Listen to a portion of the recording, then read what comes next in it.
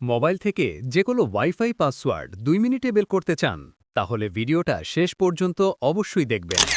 আমি টেক শাকির আর আপনি দেখছেন টেক শাকির বিডি। ভিডিওতে যাওয়ার আগে চ্যানেলটা সাবস্ক্রাইব করে বেল আইকন চাপুন যাতে এমন গুরুত্বপূর্ণ টেক ভিডিও মিস না করেন। প্রথমে প্লে স্টোর ওপেন করুন। সার্চ বারে কিউআর লিখে সার্চ দিন।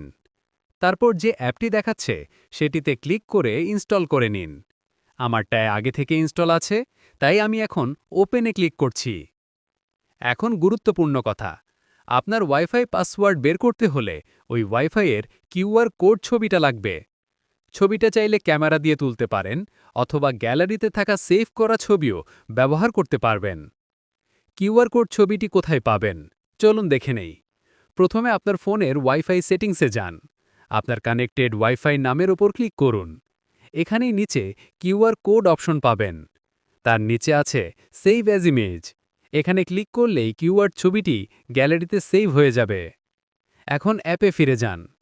অ্যাপের ভেতর থেকে গ্যালারি বা ফাইলসে গিয়ে সেভ করা কিউআর কোড ছবিটি সিলেক্ট করুন। সিলেক্ট করতেই আপনার ওয়াইফাই নাম আর নিচেই পাসওয়ার্ড শো করবে। এখানে কপি বাটনে ক্লিক করলেই পাসওয়ার্ড কপি হয়ে যাবে।